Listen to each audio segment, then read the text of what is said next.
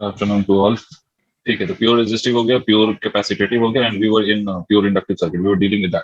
ठीक है, तो चलो उसको कंप्लीट करते हैं। उसके बाद फिर एक ही सर्किट बचेगी, LCR circuit, and after dealing with that LCR circuit फिर हम क्वेश्चन वगैरह पे आएंगे। चलिए देखते हैं। देखिए, प्योर इंडक्टिव सर्किट में आई told you in the last time, in the last class, कि हमारा एक इंडक्टर ले लो। और इंडक्टर का मतलब बेसिकली ये होता है कि एक ऐसी कॉइल जिसका रेजिस्टेंस उसके इंडक्टेंस के कंपैरिजन में कम। ठीक है, तो उसको हम इंडक्टर कहते हैं। और मान लीजिए कि यहाँ से हमने कोई सोर्स ले लिया, एक alternating source, alternating current source, और इसका EMF E is equal to E naught times of sine of omega t है। जैसा कि हम जानते हैं ऑल्टरनेटिंग ईएमएफ की वैल्यू वैसे ई नॉट साइन ओमेगा टी के अलावा भी हो सकती है, बट हम जो ईएमएफ डिस्कस कर रहे हैं इस क्लास में वो साइनोसॉइडल ईएमएफ की ही बात कर रहे हैं। तो इसमें करंट कितना होगा, तो मैंने आपसे बोला था कि भाई जब भी आप कोई इंडक्टर लेंगे and whenever you will change the current through the inductor. अब करंट क्यों चेंज होगा, तो ऑब्वियस सी बात है कि ईएमएफ को अगर हम देखें तो ये जो ईएमएफ है वो खुद वेरी कर रहा है, because it is sinusoidal EMF और alternating EMF. When alternating EMF varies तो अनडाउटेडली इसमें जो करंट है वो भी वेरी करेगा। जब ईएमएफ वेरी करेगा तो करंट भी वेरी करेगा, और करंट वेरी करेगा तो बेसिकली इंडक्टर के अंदर due to its property of self induction एक ईएमएफ इंड्यूस होगा, और उस ईएमएफ इंड्यूस की डायरेक्शन इस तरह से एडजस्ट होगी such that it will oppose the cause that has induced it. मतलब जिस कॉज ने उसको अपोज करा है उसी कॉज को वो क्या करेगा, उसी कॉज को वो अपोज करेगा जिस कॉज ने इसको इंड्यूस करा है। ठीक है, तो यहाँ पर कॉज क्या है, तो this is the varying current is the cause for the induction of EMF in this case. तो ये वेरिंग करंट को ही अपोज करेगा, and to oppose this an EMF will induce in the inductor opposite to the flow of current. तो मुझे इस पूरे loop में I will get two EMF, one is the EMF of the source and another would be the EMF that will be induced in the inductor. तो आप लिखेंगे E minus of L D I by D T. Sir where from you have got this L D I by D T? तो remember induced EMF की value in the case of self induction, induced EMF जो होता है वो minus of L D I by D T होता है। ठीक है, यहाँ पर एल का मतलब होता है coefficient of self inductance, D I by D T is the rate of change, और माइनस साइन आपको पता ही है कि क्यों लगा है, according to the Lenz's law, because EMF इस तरह से इंड्यूस होगा so that it will oppose the cause that has induced it. तो इसीलिए यहाँ पर एक माइनस साइन भी है। तो E minus of L D I by D T this will be equal to zero, क्योंकि किसी भी गिवन लूप में the sum of all the EMF or the sum of all the voltages drop will always be equal to zero। तो E को हम कितना लिख सकते हैं, तो E को हम लिख सकते हैं L D I by D T. यहां से मैंने बोला था कि will find the value of current, तो करंट निकालने के लिए will write this as D I, और इसको हम लिख सकते हैं E by L D T, where E को हम कैसे लिख सकते हैं, E can be written as equal to E naught times of sine of omega T by L D T, and I will integrate both sides. ठीक है, यहाँ पर कोई लिमिट हम नहीं ले रहे हैं बिकॉज हमें नहीं पता कितनी देर में करंट, तो किसी भी इंस्टेंट किसी भी ड्यूरेशन का ये करंट हो सकता है, तो that is why we are not taking any limit in this case. तो यहाँ पर जो करंट है वो किसी भी गिवन इंस्टेंट में उसको हम ऐसे लिख सकते हैं डी आई का इंटीग्रेशन आई, और इस वाले टर्म में E naught sine omega T L वाले टर्म में आपको समझ में आ रहा है कि E naught is the maximum possible EMF that can induce. तो ये तो कांस्टेंट है, इंडक्टेंस की वैल्यू एल है, ये बाहर कर दो, तो किसको इंटीग्रेट करोगे, you will just integrate sine omega T D T. इसको फर्दर आप लिख सकते हैं E naught by L sine omega T का अगर हम इंटीग्रेशन करें तो this will be equal to minus of cos of omega T by omega. ठीक है, इसको अगर हम फर्दर सॉल्व करें तो we can even write this as I is equal to minus of E naught by omega. Cos omega t को आपको मैंने बोला था कि cos omega t can be written as equal to sine of 90 minus of omega. अब यहाँ पर एक क्वेश्चन ये दिमाग में आता है कि sir sin 90 plus theta is also cos theta, then why are you writing sin 90 minus theta? Why you didn't write sin 90 plus theta instead of writing sin 90 minus theta? भाई आपने sin 90 minus theta क्यों लिखा? sin 90 plus theta भी तो cos theta होता है, तो why are you not writing sin 90 plus theta? Why are you writing sin 90 minus theta in this situation? तो उसका रीजन है सर, ये जो बाहर माइनस एक और आया हुआ है ना, ई नॉट ओमेगा एल से पहले देखो एक और माइनस साइन है। I just want to get rid of this negative sign, इस नेगेटिव साइन को मुझे हटाना है, and in order to remove this negative sign मुझे एक और नेगेटिव साइन लाना पड़ेगा ताकि वो नेगेटिव इस नेगेटिव से मल्टीप्लाई होकर बिकम्स पॉजिटिव। ठीक है, तो इसके लिए हम क्या कर रहे हैं, इसके लिए we are writing this as sine of 90 minus omega t. Sir इससे फायदा क्या होगा, देखो minus of E naught omega, ये जो टर्म है आपका साइन, इसमें आप क्या करिए, इसमें आप इन दोनों में माइनस कॉमन ले लीजिए, मतलब पाई बाई 2 और माइनस ओमेगा टी में if will take minus common तो ये ब्रैकेट के अंदर आ जाएगा omega T minus of pi by 2। इसका मतलब साइन का जो एंगल है, ये अगर this is the angle of the sine, तो ये जो है ये निगेटिव है।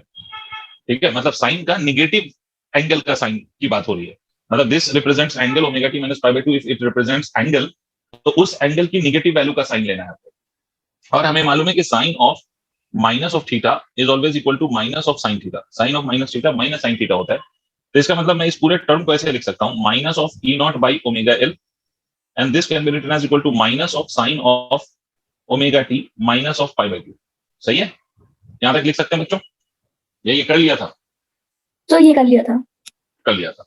तो इसको अगर मैं सिंप्लीफाई करूं, तो मैं, चूंकि हम लोग ये कर चुके हैं, आपने याद नहीं दिलाया, खैर चलो रिवाइज हो गया। तो इसको हम फाइनली अब ऐसे लिख सकते हैं, minus and this minus will multiply and this will become plus.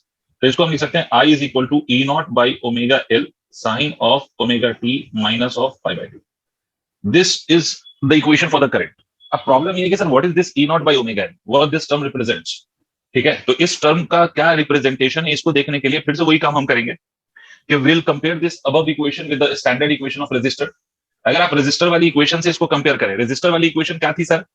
Comparing above equation with the equation of resistive circuit, जो आपने रेजिस्टिव सर्किट पढ़ा है उसके इक्वेशन के साथ अगर मैं इसको कंपेयर कर दूं, तो सिंपली ये जो वो इक्वेशन क्या थी, तो इसको मैं लिख देता हूं एक बार, E naught by R times of sine of omega T थी। तो अगर हम इन दोनों को कंपेयर करें तो हमें ये समझ में आ रहा है कि सर जो काम यहाँ पर रेजिस्टेंस का है ऑफ द रेजिस्टर, वही काम यहाँ पर ओमेगा एल का है फॉर द इंडक्टर। इसका मतलब are you trying to say that the omega L is the resistance offered by the inductor to the flow of current? Yes, omega L जो है यहाँ पर वो क्या चीज है, तो this is the resistance which is offered by the inductor to the flow of alternating current. Sir आपको मैंने पहले ही बोला है कि बिकॉज अल्टरनेटिंग करंट वेरी कर रहा है, तो चूंकि अल्टरनेटिंग करंट बेटा वेरी कर रहा है, तो वेरिंग करंट को अगर आप पास करोगे थ्रू द इंडक्टर, तो उसके अंदर सेल्फ इंडक्शन का फिनोमेना होगा, एंड सेल्फ इंडक्शन होगा तो वही वो उस कॉज को ही अपोज करेगा जिस कॉज ने उसको इंड्यूस करा है। और यहाँ पर कॉज क्या बन रहा है, तो cause is the varying current.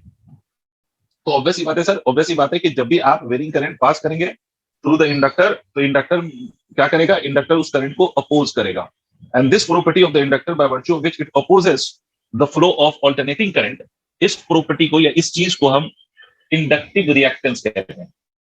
जैसे कैपेसिटर में we call it as capacitative reactance, वैसे इसको हम क्या कहेंगे, inductive reactance, and it is represented by XL, XL is equal to omega L, where XL is called as inductive reactance. Inductive reactance, inductive reactance भाई इसकी unit क्या होगी, तो इसकी यूनिट भी ओम होती है बेटा। इंडक्टिव रिएक्टेंस की भी यूनिट क्या होती है, तो इंडक्टिव रिएक्टेंस की भी यूनिट ओम होती है, बिकॉज इसका भी वही काम है जो रेजिस्टेंस का काम है, इसका भी काम है ऑब्स्ट्रक्शन का, इंडक्टिव रिएक्टेंस का भी काम है ऑब्स्ट्रक्शन का। ठीक है, एक्सएल को फर्दर हम ऐसे भी लिख सकते हैं, XL omega can be written as 2 pi multiplied by F into L. इस वेयर एफ इज व्हाट, तो F is the frequency of alternating current. ये जो एफ होगा या ओमेगा होगा, that would be the frequency for the alternating current which is being passed through the inductor. और इसको further आप चाहें तो आप ये भी कह सकते हैं कि आपका जो एक्सेल है, that is the inductive reactance, that will very with the frequency linearly and the graph will be a straight line. क्योंकि दोनों अगर आप देखें तो डायरेक्टली प्रोपोर्शनल है ना, 2 pi is a constant quantity. आप ये कह सकते हैं ना कि XL is proportional to what, XL is proportional to frequency. Because sir कैसे proportional, because 2 pi is a constant term और inductance for a given inductor is also a constant term. तो इसलिए इसका जब ग्राफ लोगे तो it will be a straight line, because आपका जो एक्सेल है that will be directly proportional to the frequency, hence the graph will be a straight line. ठीक है, अब देखो इस बात को अगर मैं यहां रख दूं तो मैं ये कह सकता हूं कि I is equal to what, E naught by XL. E naught by XL का मतलब हो गया, इसको मैं फर्दर ऐसे लिख सकता हूं, now putting this value of omega L in this case, I can write it as E naught by XL into sine of omega T minus of pi by 2। XL का काम मैंने क्या बताया है, इंडक्टिव रिएक्टेंस, इन शॉर्ट आप इसको resistance कह सकते हैं अपने लिए। तो अगर ईएमएफ को if you divided by resistance, चाहे वो रेजिस्टेंस किसी फॉर्म में हो, either it be in the form of capacitative reactance और inductive reactance, in both the situation, ये जब आप डिवाइड करोगे तो ये क्या मिल जाएगा आपको, करंट मिल जाएगा, और current would be equal to I naught sine of omega T minus of pi by 2। This is the value of current that you will get in inductive, sorry in an inductor. ठीक है, inductor में जो current flow करता है वो omega T minus pi by 2 है। अच्छा, inductor क्या था, जो ईएमएफ आपने लगाया था वो कितना था, E is equal to E naught sine of omega t. और ये जो है सर आपका इंडक्टर के अंदर जो आपका करंट फ्लो कर रहा है that is I is equal to I naught times of sine of omega T minus pi by 2। तो अगर मैं आपसे ये क्वेश्चन पूछूं, कि अगर मैं आपसे ये क्वेश्चन पूछ लूं कि भाई इस केस में मुझे एक बात बताइए कि यहाँ पर करंट ईएमएफ को लीड कर रहा है या लैग कर रहा है, what is happening with the current in this case, is it leading the EMF और is it lags EMF? Sir lags the EMF, sir lag कर रहा है, लैग कर रहा है, कितने एंगल से, वही पाई बाई 2 के एंगल से। तो इस केस में हम ये कह सकते हैं इंडक्टिव सर्किट में, in inductive circuit we can claim that current lags EMF by pi by 2, मतलब phase difference in this case is pi by 2, और कौन पीछे चल रहा है, तो करंट पीछे चल रहा है। सर इसका क्या मतलब हुआ, इसका मतलब ये हुआ कि जब ईएमएफ अपने मैक्सिमम पर होगा तो उस इंस्टेंट पे करंट जीरो पे होगा। जब ईएमएफ अपने जीरो पे होगा तो करंट अपने मैक्सिमम पे होगा, मतलब पीछे चलेगा। ठीक है, तो देखो अगर मैं इसका साइनोसॉइडल कर्व बनाऊं, अगर मैं इसका वेव फॉर्म दिखाऊं, वेव फॉर्म, तो वेव फॉर्म कैसा दिखेगा? अगर आप ईएमएफ के लिए मान लीजिए कि you are taking this red graph for EMF, red wave form for EMF, तो करंट के लिए यहां से शुरू नहीं करना, जब ये जीरो होगा तो current will be at its negative value, पीछे चल रहा है ना पाई बाई 2 से, तो जब ये जीरो है तो ये अपने नेगेटिव मैक्सिमम पर है। उसके बाद जब ये ईएमएफ मैक्सिमम होगा तो ये क्या हो जाएगा, ये इट विल बिकम जीरो। फिर जब ईएमएफ जीरो होगा तो ये पॉजिटिव मैक्सिमम पर होगा, फिर ऐसे आएगा, इस तरह से ये चलेगा। इसका मतलब this represents EMF and this represents current. I hope आप लोगों ने नोट कर लिया होगा, अगर कुछ नोट करना हो तो ठीक है। If it's done then move on to the next point कि सर इसी को अगर मैं फेजर के फॉर्म में रिप्रेजेंट करूं, if I have to represent this in the form of phasor. Phasor मैंने आपको बताया था कि अगर इसी केस में ईएमएफ और करंट को if I have to show by vectors, by drawing vectors, तो आप क्या करेंगे सर, आप फेजर के फॉर्म में इस तरह से शो करेंगे। तो क्या शो करेंगे आप शो करेंगे कि भाई आपका जो करंट है और जो ईएमएफ है उन दोनों में लैग आ रहा है, तो पहले आप ईएमएफ ड्रॉ कर दीजिए। ईएमएफ के लिए आप ये फेज एंगल कह सकते हैं ओमेगा टी, और आपका जो करंट होगा इस केस में that would be lagging by an angle of 90 degree, तो ये आपका करंट हो गया and this angle will be equal to 90 degree. तो याद क्या रखना है सर, याद रखना है कि in capacitor current leads by pi by 2 and in inductor और in the case of inductor current lags by pi by 2। This is what you have to remember. और ये सब इसलिए याद रखना है कि because we have to deal with the AC circuit, और एसी सर्किट में इसकी जरूरत है अभी, तो सॉरी एसी सर्किट कह रहा हूं, एलसीआर सर्किट। तो यहां तक आई होप आपको पॉइंट्स क्लियर हो गए कि भाई क्या करना होता है, कैसे करना होता है। हाँ भाई बच्चों, तो अब आगे बढ़ते हैं। तो ये तो हो गया सर हमारा ये प्योर सर्किट हो गया, है ना। प्योर सर्किट में क्या था, pure resistive circuit, pure inductive circuit, pure capacitive circuit. Resistor के केस में करंट और ईएमएफ दोनों सेम फेज में होते हैं। इंडक्टर के केस में current lags EMF by an angle of pi by 2 and capacitor के केस में current leads EMF by an angle of, बोलो, पाई बाय 2। ठीक, अब देखो सर, अब फर्दर आगे बात करता हूं। अब जो आपका नेक्स्ट कॉन्सेप्ट है वो है एलसीआर सर्किट। देखिए सीरीज एलसीआर सर्किट। अब देखिए आपको बात से ही समझ में आ गया होगा, इस पॉइंट से ही समझ में आ गया होगा कि सीरीज एलसीआर सर्किट, अगर मैं सीरीज एलसीआर सर्किट की बात करूं तो इसका मतलब है कि all the three components would be there in this circuit. कौन कौन से तीनों कंपोनेंट? तो सर हमारे जो तीन कंपोनेंट है वो कौन कौन से हैं? तो एक रेजिस्टर है, एक इंडक्टर है और एक कैपेसिटर, और तीनों सीरीज में होंगे। ठीक है, अब तीनों सीरीज में है अक्रॉस द ऑल्टरनेटिंग सोर्स, इसीलिए इसको हम सीरीज एलसीआर सर्किट कहते हैं। और आपके सिलेबस में सिर्फ सीरीज है, पैरेलल भी हो सकती है सर्किट्स, बट वो आपके सिलेबस का पार्ट नहीं है। वो तो आप जब इंजीनियरिंग वगैरह में कोई जाता है तब वो पढ़ता है। खैर अभी तो आपके लिए 12th में बस इतना काफी है, सीरीज एलसीआर सर्किट। अब देखिए, ये मान लीजिए कि ये इंडक्टर है which will have some inductance, और इसका जो इंडक्टेंस है लेट दैट बी एल। उसके बाद ये कैपेसिटर है, कैपेसिटर का capacitance is C, and then we have another element which is resistor, और रेजिस्टर का रेजिस्टेंस इज आर। ठीक है, that is why this is called as LCR circuit because we have L, C and R. अच्छा sir, इसके order को अगर हम change कर दें तो क्या फर्क पड़ जाएगा? बिल्कुल नहीं पड़ेगा। एलसीआर नाम दे दिया गया है इसको, पहले एल भी लगा दे तो कोई फर्क नहीं है, और बाद में भी एल लगाएं तो भी कोई फर्क नहीं। मतलब in place of L if you replace L by resistor और इंडक्टर को आखिरी में लगा दोगे तो भी कोई डिफरेंस नहीं आ जाएगा। ठीक है, as long as it is in series circuit कोई फर्क नहीं पड़ता कि कैपेसिटर पहले लगाया, कि इंडक्टर पहले लगाया, कि रेजिस्टर पहले लगाया। अब देखो इसमें खेल क्या है। खेल ये बेटा कि अगर हमने ये एलसीआर सर्किट लिया और इसके अक्रॉस हमने एक सोर्स लगा दिया जिसका EMF is given as E is equal to E naught sine omega t, तो आपको मालूम है कि across inductor we know that, और अभी हमने देखा है कि इंडक्टर में जो करंट है that lags EMF by an angle of pi by 2। तो मान लो अगर मैं ये ईएमएफ दिखाता हूं तो ये जो आपका करंट होगा वो ऐसे होगा, दिस विल बी ईएमएफ, तो this is current and this is lagging by an angle of pi by 2। Capacitor के केस में उल्टा हो जाएगा कि if this is your EMF तो करंट आपका लीड करेगा by an angle of pi by 2। और मैंने बार बार बोला है कि लीड को हम एंटी क्लॉकवाइज डायरेक्शन में शो करते हैं और लैग को हम क्लॉकवाइज डायरेक्शन में शो करते हैं। And in the case of resistor we know that कि आपका जो ईएमएफ है और जो आपका करंट है they will be in the same phase, there would be no phase difference. ठीक है, अब एक बात तो ऑब्वियस है कि बेटा जब करंट फ्लो करेगा तो as long as this is series circuit तो current in all the elements would be same. क्या बोलते हो बच्चों? भाई सीरीज का हर जगह एक ही मतलब होता है। सीरीज मतलब यही होता है कि करंट डिवाइड नहीं होगा, चाहे वो कोई सी भी सर्किट हो, करंट डिवाइड नहीं होगा as long as it is in series. तो सर करंट तो सब में सेम होगा, करंट में कोई इशू नहीं है, करंट वुड बी सेम।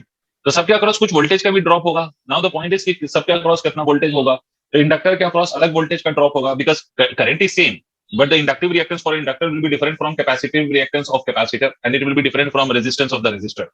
तो देखो करंट सेम है बट बिकॉज सबका रेजिस्टेंस अलग अलग है तो इसलिए आपका जो वोल्टेज का ड्रॉप है across the three elements of this circuit that will also be different. ठीक है, तो चलिए उसकी बात कर लेते हैं। तो बेटा किसी भी इंस्टेंट पे अगर मुझे इंडक्टर के across if I have to find out the value of EMF across the inductor के अक्रॉस अगर मुझे ईएमएफ निकालना हो किसी भी इंस्टेंट पे, तो मैं इंडक्टर के अक्रॉस ईएमएफ लिख सकता हूँ। ये ऊपर एल लिख रहा हूँ जानबूझ के, कंफ्यूज मत हो जाना, जस्ट टू अंडरस्टैंड कि इंडक्टर के अक्रॉस लिखें तो ये हो जाएगा आई मल्टीप्लाइड बाई एक्सएल। भाई वोल्टेज क्या होता है, आई इंटू आर। इंडक्टर का आप रेजिस्टेंस की जगह क्या लिखेंगे, एक्सएल, क्योंकि इंडक्टिव रिएक्टेंस है वो। समझ रहे हो? Yes sir. Yes, sir. ठीक है। अच्छा बेटा, जिस इंस्टेंट पे करंट मैक्सिमम होगा, आपको नहीं लगता कि voltage drop across the inductor will also be maximum? जिस इंस्टेंट पे करंट मैक्सिमम होगा, देखो ये जो है आपका, ये तो किसी भी इंस्टेंट का वोल्टेज ड्रॉप है ना बेटे। हर इंस्टेंट पे वोल्टेज की वैल्यू सेम होती है, जरूरी है क्या? ऑल्टरनेटिंग वोल्टेज तो हर टाइम पे चेंज हो रहा होता है। Yes, sir. ठीक है, that will change, of course that will change at every instant of time. तो ये तो किसी भी इंस्टेंट पे आपका जो वोल्टेज ड्रॉप है across the inductor that is given by I XL. तो अगर maximum voltage drop across inductor लिखा जाए तो क्या मैं इसको आई नॉट एक्सएल लिख सकता हूं बेटे? हाँ ना बोलो। Yes, sir. Yes sir. Yes, sir. इसी तरह से बेटा सबके अक्रॉस लिखते हैं। अगर हम कैपेसिटर का अक्रॉस लिखें किसी भी इंस्टेंट पे तो क्या लिखेंगे, I multiplied by capacitive reactance. ठीक है, कैपेसिटिव रिएक्टेंस इज एक्सी, तो मैक्सिमम वैल्यू क्या लिखा जाएगा, मैक्सिमम वैल्यू लिखा जाएगा I naught multiplied by XC. Is it clear? इसी तरह से रेजिस्टर के लिए लिखें तो रेजिस्टर के लिए तो कोई बड़ी Yes, बात ही sir. नहीं है सर। रेजिस्टर के अक्रॉस अगर हम लिखें तो रेजिस्टर के अक्रॉस आई इंटू आर, तो इसके अक्रॉस हम लिख सकते हैं maximum value would be equal to I naught multiplied by R. देखो तीनों एलिमेंट के अक्रॉस जो हमारे वोल्टेज के ड्रॉप है वो हमें दिख रहे हैं। अब मैं इंटरेस्टेड हूं to find the net voltage drop at any time या maximum voltage drop across this three elements. फिर से मेरी बात सुनिएगा ध्यान से, मैं जो बोल रहा हूं, मैं अब इंटरेस्टेड हूं to find the maximum voltage drop. मुझे मैक्सिमम वोल्टेज ड्रॉप चाहिए।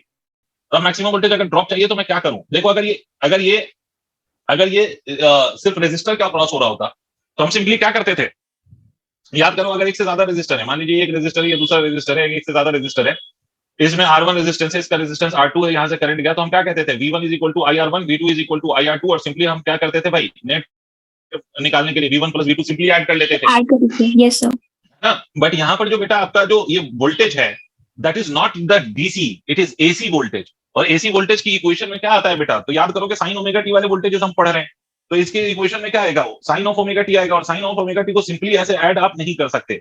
समझ रहे हो? साइन ओमेगा टी को आप सिंपली ऐड नहीं, समझ आई बात? साइन ओमेगा टी को आप सिंपली ऐड नहीं कर सकते। तो क्या करेंगे सर? इसीलिए तो फेजर पढ़ा था सर हम लोगों ने, कि बिकॉज जहां पर हम सिंपली ऐड नहीं कर सकते और ये क्वांटिटीज में ट्रिग्नोमेट्रिक वैल्यूज आ रही है, जैसे E is equal to E naught sine omega t, तो इसको हम ऐड करने के लिए क्या करते हैं, तो instead of adding it directly what we do, we replace these values of EMF and current by phasors, मतलब वेक्टर्स, और उन वेक्टर्स को ऐड जैसे हम करते हैं वैसे कर लें तो हमें नेट ईएमएफ या नेट करंट की वैल्यू पता चल जाएगी। क्या मतलब हुआ सर?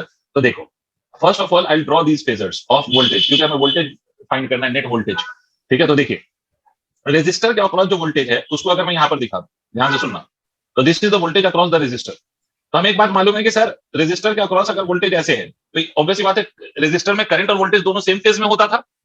तो रेजिस्टर का जो आपका वोल्टेज का वेक्टर है, जो फेजर या वेक्टर आपने ड्रॉ किया फॉर द वोल्टेज, वही वेक्टर तो करंट के लिए भी होगा ना रेजिस्टर के केस में।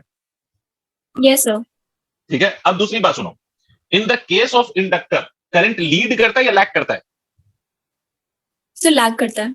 So like लैग करता है। इसका दूसरा मतलब ये हुआ कि in the case of inductor अगर हम वोल्टेज देखें अक्रॉस द इंडक्टर तो that will lead the voltage of the resistor by an angle of 90 degree. नहीं समझ में आया हो तो प्लीज पूछ लें, ये इंडक्टर क्या होगा सर, आपने ये कैसे कर दिया सर?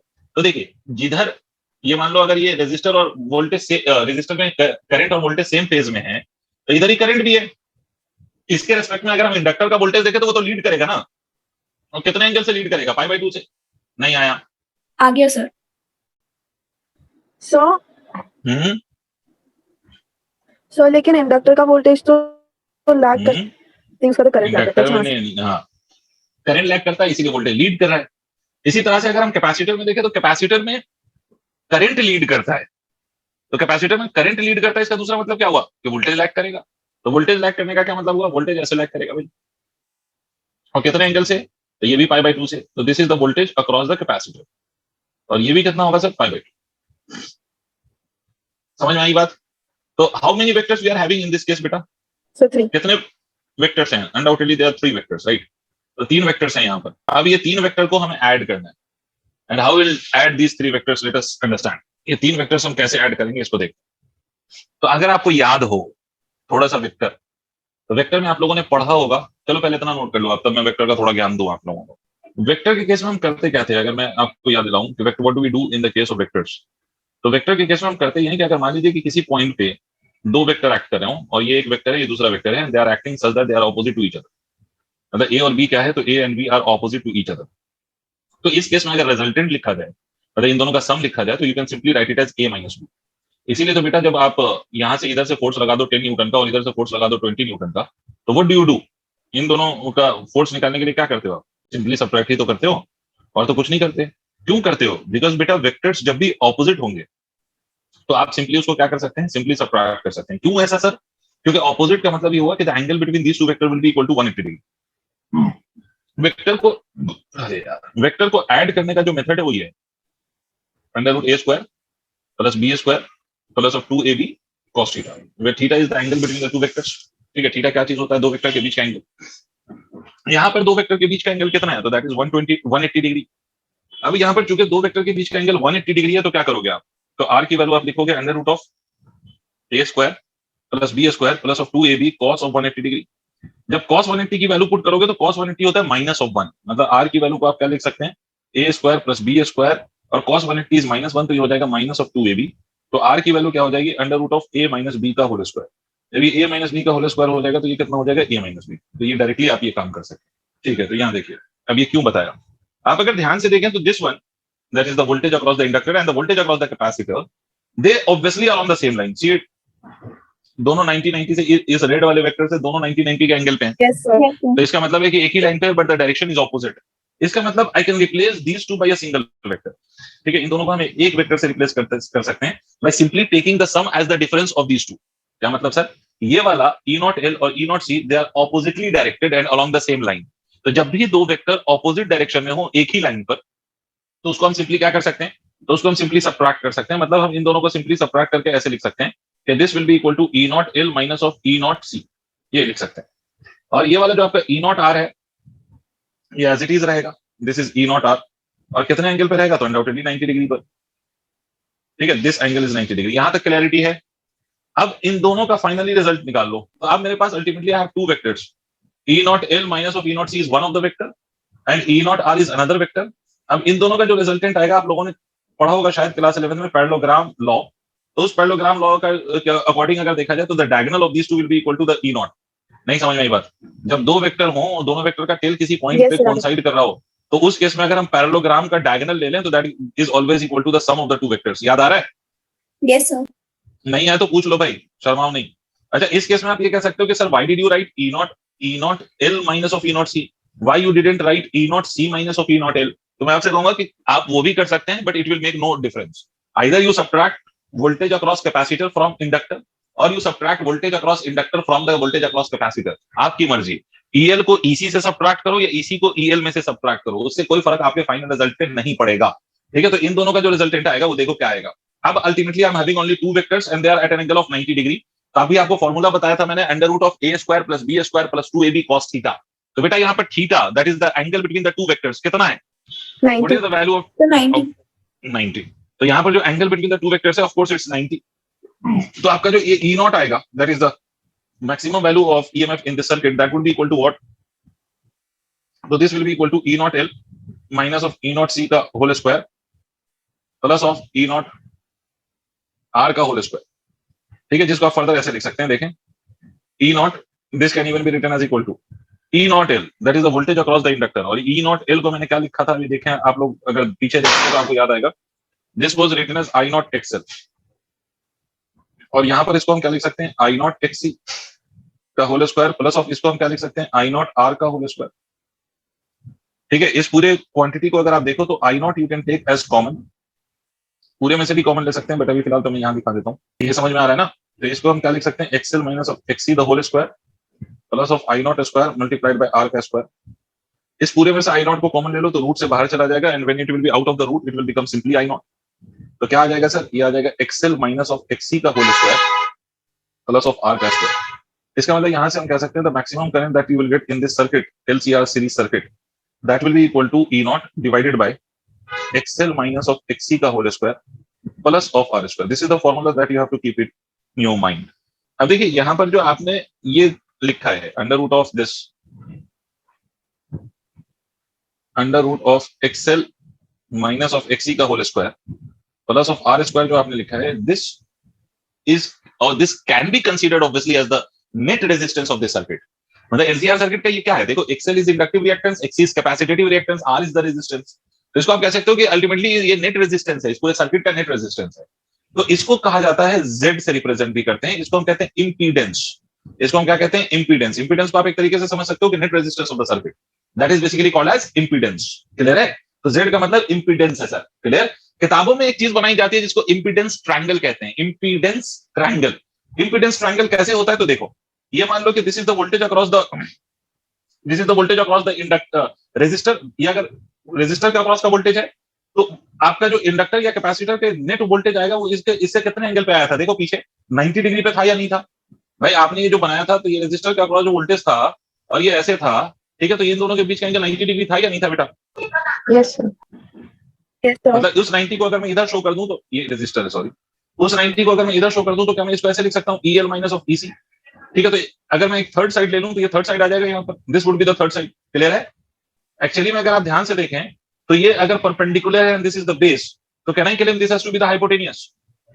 हाइपोटेनियस जो होगा that would be the yes sir. Sum of the squares of these two by the Pythagoras theorem. ये क्या लिख सकते हो, तो पाइथागोरस थ्योरम के अनुसार या अकॉर्डिंग टू पाइथागोरस थ्योरम आप इसको लिख सकते हो EL माइनस ऑफ EC का होल स्क्वायर और ER का स्क्वायर, यही तो कर सकते हो ना। ठीक है, यस सर।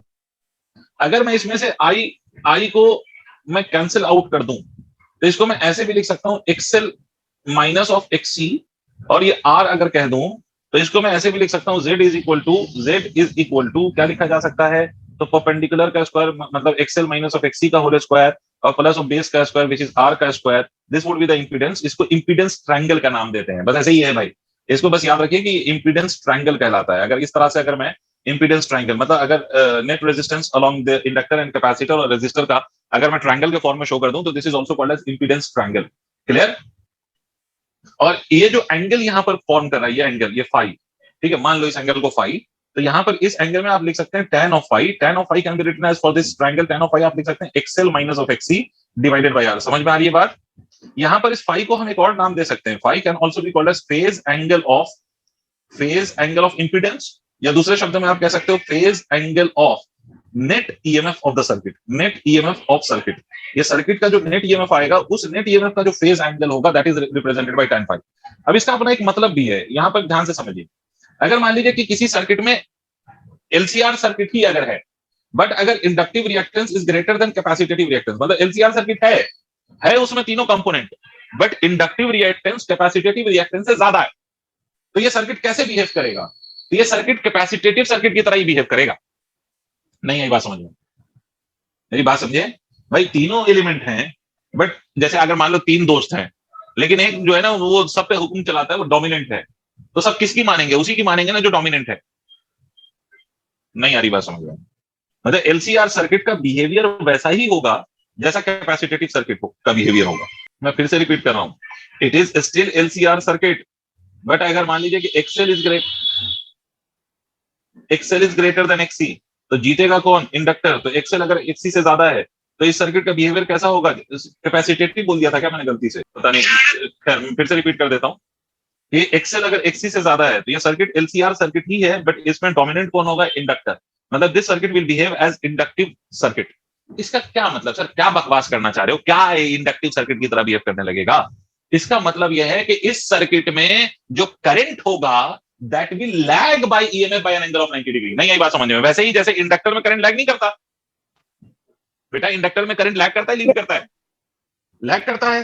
तो अगर एक्सएल एक्सी से बड़ा हो गया तो इस एलसीआर सर्किट में भी जो नेट करंट आएगा वो ईएमएफ से लैग करेगा बाय एन एंगल ऑफ π/2। ये मतलब है इस सर्किट के इंडक्टिव बिहेवियर का। If XL is greater than XC circuit will behave as inductive circuit. कौन circuit? LCR circuit. LCR circuit will behave as inductive circuit. LCR circuit कैसे behave करेगा?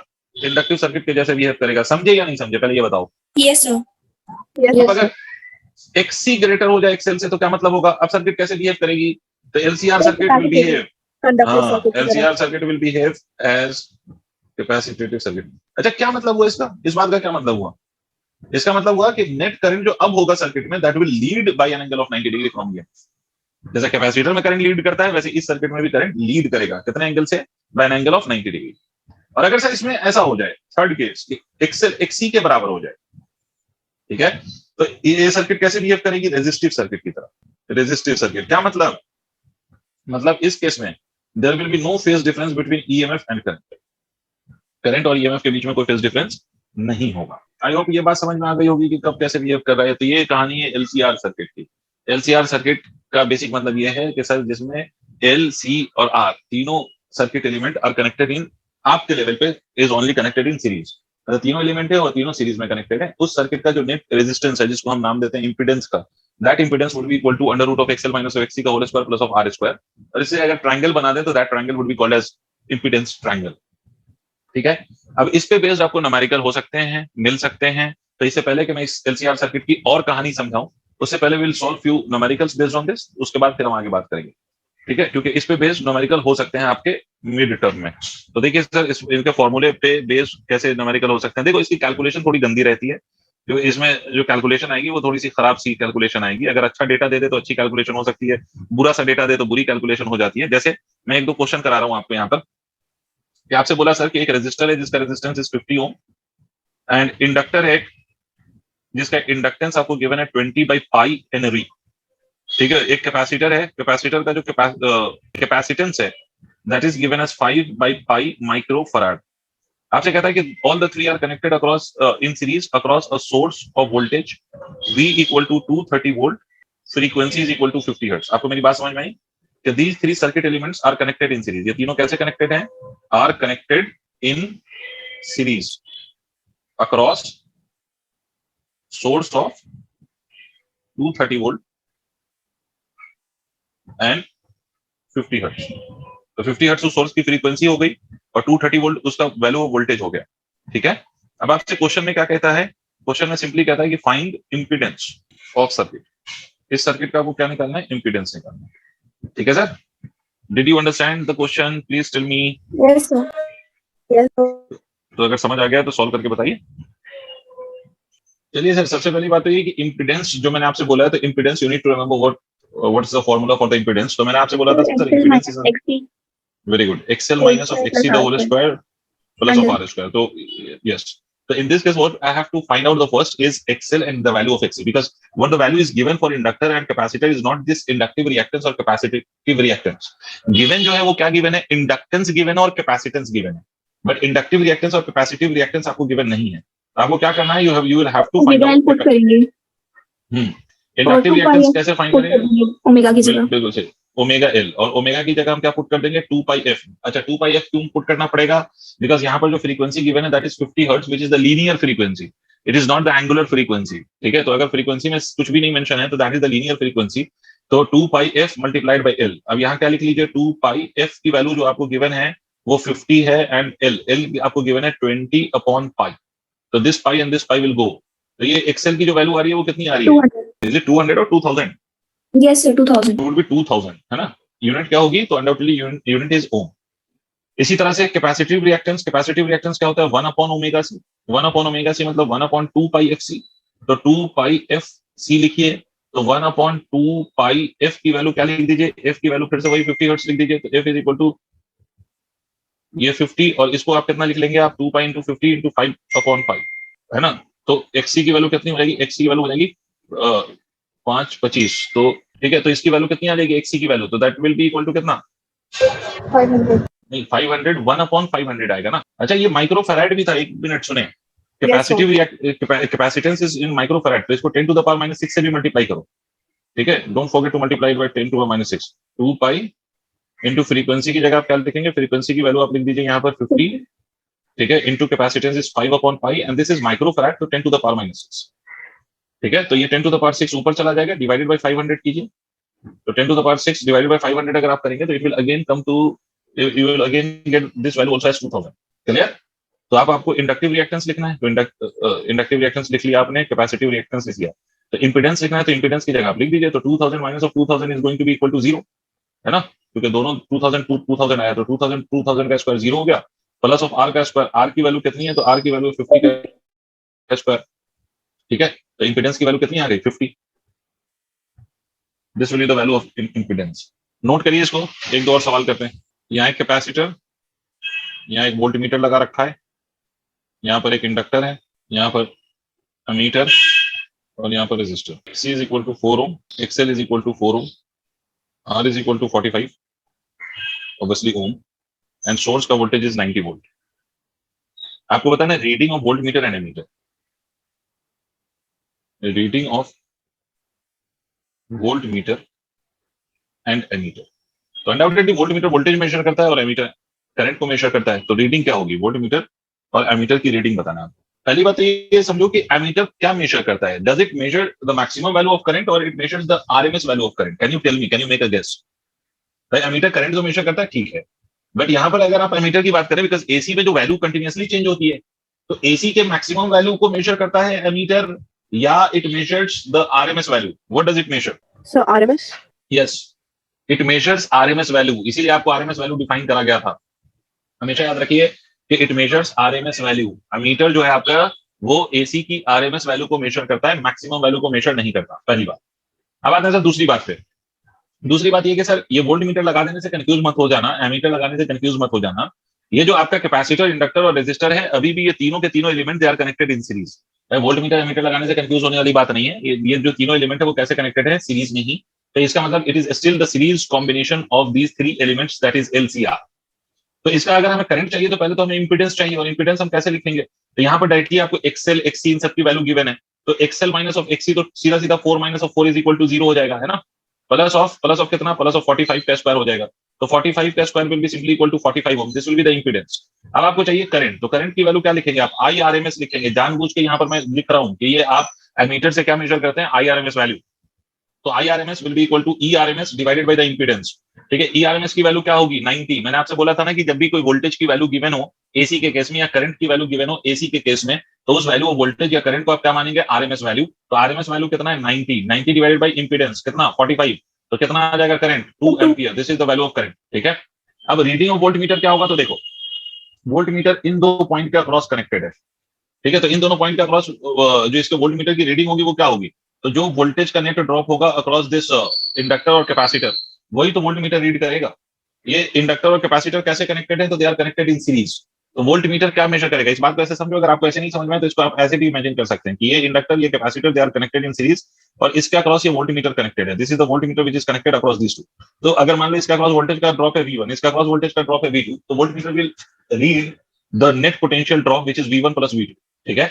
अब हमें मालूम है कि इंडक्टर और कैपेसिटर का क्रॉस जो वोल्टेज का ड्रॉप आप लिखेंगे वो कैसे लिखेंगे, तो इन दोनों का रेजिस्टेंस, ठीक है। तो वोल्ट मीटर की रीडिंग क्या होगी, तो देखो reading of volt meter, reading of volt meter की रीडिंग। तो वोल्ट मीटर रीड करेगा भाई कि इन दोनों के अक्रॉस नेट वोल्टेज का ड्रॉप कितना हुआ, और इन दोनों के अक्रॉस नेट वोल्टेज के लिखने के लिए क्या करोगे, तो भाई अगर सिर्फ इंडक्टर होता तो आप लिखते I इंटू XL, अगर सिर्फ कैपेसिटर होता तो आप लिखते I इंटू XC। जब इंडक्टर और कैपेसिटर हो, दोनों सीरीज में हो, तो आप net resistance of this segment will be written as equal to XL minus of XC multiplied by what, multiplied by IRMS। आपको बोला गया कि ये 4 ये भी 4, तो 4 minus of 4 multiplied by IRMS जो भी आया है, तो this will be equal to 0। एक और सवाल, फिर उसके बाद आगे के टॉपिक्स पे चलते हैं। Done, sir. देखिए एक क्वेश्चन ये कि आपका जो रेजिस्टर है इन द सर्किट 12 ओम है, कैपेसिटर का कैपेसिटिव रिएक्टेंस आपको गिवन है 14 ओम, इंडक्टर है जिसकी इंडक्टेंस गिवन है 0.1 henry, are joined in series. फिर से कहा जा रहा है ये तीनों के तीनों कैसे कनेक्टेड है, are joined in series, undoubtedly they are joined in series, ठीक है, joined in series and placed across a 200 volt, और इसके अक्रॉस जो आपने सप्लाई लगाई है वो 200 वोल्ट है, across 200 volt and 50 hertz AC supply, ठीक है। सर आपको बताना क्या क्या है, तो you have to find out पहला करंट इन द सर्किट, दूसरा जो आपको बताना the phase angle between current and voltage. तो पहला पार्ट तो आप लोग सॉल्व करेंगे, इसका जो फर्स्ट पार्ट है that you will solve, second part मैं सॉल्व कर लूंगा।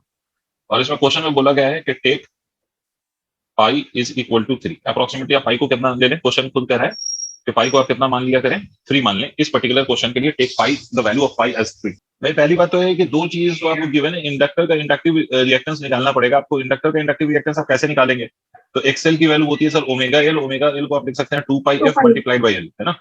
अब 2 pi F multiplied by L अगर आप करेंगे तो 2 विल बी 2 पाई को बोला मैंने अप्रोक्सीमेटली 3 ले लीजिए into F which is the frequency and that is given as 50 into L, L की वैल्यू आपसे बोला गया 0.1, ठीक है। तो ये अगर आप सॉल्व करेंगे तो you will be getting this as 30 ohm. तो आपका जो इंपीडेंस आएगा इस केस में, that impedance will be equal to, मैंने बोला था एक्सएल माइनस एक्सी का होल स्क्वायर कर लो, तो 30 माइनस ऑफ एक्सी इज 14, तो 30 माइनस 14 का होल स्क्वायर, 30 माइनस ऑफ 14 का होल स्क्वायर प्लस ऑफ कितना, प्लस ऑफ 12 का स्क्वायर। ये सॉल्व करके देखो कितना आ रहा है। सर रूट में 268 आ रहा है।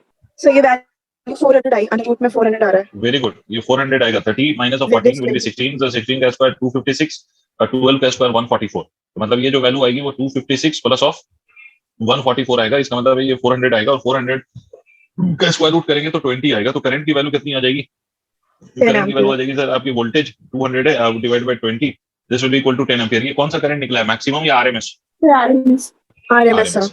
ठीक है। अब इसके दूसरे पार्ट ऑफ द सवाल पे चलते हैं। दूसरे पार्ट में आपसे क्या बोला है कि they are asking you the phase angle between the current and the voltage. Current और वोल्टेज के बीच का फेज एंगल पूछ रहा है वो आपसे, ठीक है। तो करंट और वोल्टेज के बीच का फेज एंगल का क्या मतलब? तो अभी मैंने आपको एक बात बताया था कि अब देखिए, मैंने आपसे एक बात बोला था कि ये जो है आपका, अगर ये वोल्टेज अक्रॉस द रेजिस्टर है तो इसी डायरेक्शन में करंट भी होता है, अभी बताया था आपको, अगर आप याद करें तो। yes, और ये मैंने आपसे बोला था कि this will be E naught L minus of E naught C, और इनका जो रिजल्टेंट आएगा, I told you that the resultant will be like this, ये ऐसे। और ये जो एंगल बनाएगा ना इसके साथ, उसी को हम फेज एंगल का नाम देते हैं, दैट इज फाई। और वो मैंने इंपीडेंस ट्रायंगल में आपको दिखाया था कि ये वाला जो एंगल है, ये वाला angle, this will be phi. और इस फाई को निकालना हो तो कैसे निकालेंगे? तो आपसे मैंने बोला था tan phi is equal to XL minus XC, अभी बताया था, देखो पीछे तो आपको दिख जाएगा कि tan फाई, मैंने बताया था कि tan फाई की वैल्यू क्या होती है, तो एक्सएल माइनस ऑफ एक्सी होती है डिवाइडेड बाय आर। तो वही जो फाई है ना, that phi is the phase angle. मैंने उसमें कहा था ना कि this is the phase angle of the net EMF.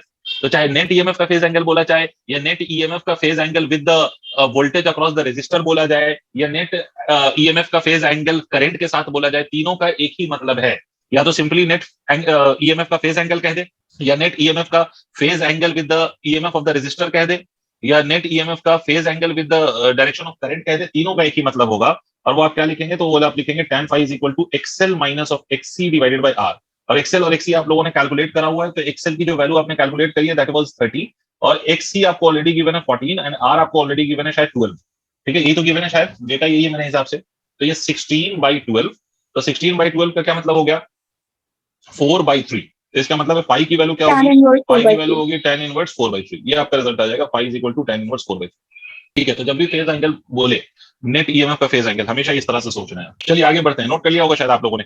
yes, sir. अब नेक्स्ट पॉइंट पे आते हैं, resonance of LCR circuit. Resonance of LCR circuit, basically resonance का मतलब होता है कि वो कंडीशन ऑफ एलसीआर सर्किट जिसमें जो करंट फ्लो करेगा सर्किट में, that would be the maximum possible current. भाई वो कंडीशन जिसमें current flowing through the LCR circuit will be the maximum. मतलब मैक्सिमम का ये मतलब नहीं कि देखो, वैसे तो आपके एसी हर वक्त चेंज होता है, तो चेंज होकर वो मैक्सिमम पे पहुंचता ही है, बट हर मैक्सिमम की वैल्यू अलग अलग होगी। जैसे मान लो कि मैं आपसे कहूं कि किसी एलसीआर सर्किट में maximum value of current 10 ampere है, उसी एलसीआर सर्किट में थोड़ा सा और मैंने कुछ वेरिएशन किया तो मैक्सिमम करंट जो है 10 के बजाय 12 पे चला गया, ठीक है। तो इसी तरह से और थोड़ा कुछ चेंज किया तो वो 14 पे चला गया, है ना। और कब करंट बढ़ सकता है, तो ध्यान से समझो भाई, आपको मालूम है the maximum current that will flow into the LCR circuit is written as equal to E naught divided by under root of XL minus of XC का whole square plus of R square, जिसको आपने impedance बोला था। Undoubtedly बेटा, जितना आप impedance को घटाएंगे, इंपीडेंस ऑफ द सर्किट को जितना आप घटाएंगे, उतना करंट ज्यादा फ्लो करेगा सर्किट में। और इंपीडेंस को जितना आप बढ़ाएंगे, करंट जो होगा सर्किट में वो उतना कम हो जाएगा। मानते हो मेरी बात? भाई इंपीडेंस को जितना कम करोगे उतना करंट बढ़ेगा, और इंपीडेंस को जितना बढ़ाओगे उतना करंट घटेगा। तो एक्चुअली में अगर आप चाहते हो करंट को बढ़ाना, तो आपको क्या करना पड़ेगा? इंपीडेंस को कम करना पड़ेगा। अब देखो, इंपीडेंस को कम करना ये नहीं है कि मतलब जो रेजिस्टर आपका उसकी वैल्यू को चेंज कर देंगे, आप कैपेसिटर के कैपेसिटिव रिएक्टेंस को चेंज कर देंगे, ये नहीं कर सकते आप, ठीक है। ये आप नहीं कर सकते, मतलब चेंज हो जाएगा, लेकिन इस बात को समझो कि चेंज करने का मतलब ये है कि उसकी कुछ ना कुछ तो वैल्यू रहेगी, ठीक है। देखो, इस बात को समझो कि इंपीडेंस को मिनिमम कब कर सकता हूं मैं? मिनिमम क्या हो सकता है? मिनिमम पॉसिबिलिटी ये हो सकती है कि ये वाला जो टर्म है एक्सएल माइनस ऑफ एक्सी वाला टर्म, ये जीरो हो जाए, क्योंकि रेजिस्टेंस जीरो तो नहीं हो सकता ना ही इंडक्टिव रिएक्टेंस जीरो हो सकता है, ना कैपेसिटिव रिएक्टेंस जीरो हो सकता है। ये तीनों इंडिविजुअली जीरो नहीं हो सकते। बट एक्सएल माइनस एक्सी है, तो एक्सएल माइनस एक्सी मतलब एक्सएल और एक्सी का जो डिफरेंस है उसको जीरो किया जा सकता है। और एक्सएल और एक्सी का डिफरेंस कब जीरो हो सकता है सर? जब दोनों बराबर हो जाए। तो क्या सर ये पॉसिबल है कि बराबर हो जाए? यस, ये पॉसिबल है। क्यों पॉसिबल है? इसलिए पॉसिबल है कि एक्सएल हो या एक्सी हो, दोनों ऑल्टरनेटिंग करंट की फ्रीक्वेंसी पे डिपेंड करता है। तो ऐसी फ्रीक्वेंसी जिस पर एक्सएल और एक्सी दोनों बराबर हो जाए, तो एक्सएल माइनस एक्सी की वैल्यू जीरो हो जाएगी। और जब एक्सएल माइनस एक्सी की वैल्यू 0 हो जाएगी तो डिनोमिनेटर में सिर्फ क्या रह जाएगा, रेजिस्टेंस। तो करंट क्या होगा, मैक्सिमम पॉसिबल करंट कब फ्लो करेगा उस सर्किट में। आप मेरी बात समझे, मैं फिर से इस बात को रिपीट कर रहा हूं, ध्यान से सुनो। मैंने बोला कि अगर किसी भी सर्किट में, एलसीआर सर्किट में इंपीडेंस को मैं मिनिमम कर दूं तो current maximum possible current flow करेगा भाई। और इंपीडेंस को मिनिमम करने का तरीका क्या है, तो इंपीडेंस को मिनिमम करने का तरीका ये है कि एक्सएल माइनस एक्सी 0 हो जाए, यही पॉसिबल काम हो सकता है। वरना तो इंडिविजुअल वैल्यू 0 नहीं हो सकती है ना, हाँ डिफरेंस 0 हो सकता है। तो रेजोनेंस का मतलब होता है बेटा कि when XL becomes equal to XC. अभी मतलब मैं लिखा दूंगा, पहले समझो। रेजोनेंस अचीव करने के लिए XL should become equal to XC, मतलब ये हो गया कि omega L should become equal to 1 upon omega C. तो इसको हम ऐसे भी लिख सकते हैं, omega square is equal to 1 upon LC. Omega square को हम क्या लिख सकते हैं, 1 अपॉन एलसी, या ओमेगा को हम क्या लिख सकते हैं, 1 upon under root of LC. ये वो वैल्यू ऑफ फ्रीक्वेंसी है, एंगुलर फ्रीक्वेंसी की वो वैल्यू है जिस पर आपको एक्सएल एक्सी बराबर हो जाएंगे और उसका डिफरेंस 0 हो जाएगा। और इस वैल्यू ऑफ फ्रीक्वेंसी को हम रेजोनेंस फ्रीक्वेंसी कहते हैं। कौन सा फ्रीक्वेंसी कहते हैं बेटा, रेजोनेंस फ्रीक्वेंसी। रेजोनेंस फ्रीक्वेंसी क्यों कहते हैं, क्योंकि इस पे रेजोनेंस कंडीशन अचीव हो रही है, तो इसलिए हम इसको क्या नाम देते हैं, रेजोनेंस फ्रीक्वेंसी। इसी को हम ऐसे भी लिख सकते हैं 2 pi F are, linear frequency के टर्म्स में अगर लिखा जाए तो इसको लिखा जाता है 2 pi F R 1 upon under root LC, या इसको हम लीनियर फ्रीक्वेंसी के टर्म्स में ऐसे भी लिख सकते हैं 1 upon 2 pi under root of LC. समझ में आई बात। इस अगर आपकी फ्रीक्वेंसी सोर्स की इतनी हो गई तो आपका एक्सएल एक्सी के बराबर हो जाएगा और मैक्सिमम करंट फ्लो करेगा उस एलसीआर सर्किट में, और इसी कंडीशन को हम रेजोनेंस का नाम देंगे। और इस केस में जो मैक्सिमम पॉसिबल करंट होगा that will be simply equal to E naught by R. इसका मतलब इस केस में सर्किट वैसे ही बिहेव करेगी जैसे रेजिस्टिव सर्किट बिहेव करता है। मतलब जैसे रेजिस्टिव सर्किट में सिर्फ रेजिस्टर का रेजिस्टेंस होता है, तो करंट किस पे डिपेंड करता है, सिर्फ रेजिस्टर के रेजिस्टेंस पे डिपेंड करता है। ठीक है, तो इस केस में भी LCR circuit will only behave like a resistive circuit, जिसका करंट सिर्फ रेजिस्टेंस पे डिपेंड करेगा of that of the resistor. और दूसरी बात ये याद रखिएगा कि इस केस में आपका जो करंट है और जो वोल्टेज है वो दोनों क्या होंगे, तो दोनों सेम फेज में होंगे। कैसे होंगे बेटा, सेम फेज में। तो इसमें लिखें पहले रेजोनेंस ऑफ एलसीआर सर्किट में लिख लें, in the resonance condition of LCR circuit, in the resonance condition of LCR circuit current flowing through the circuit is maximum, and the resonance condition is achieved, and the resonance condition is achieved when inductive and capacitive reactance becomes equal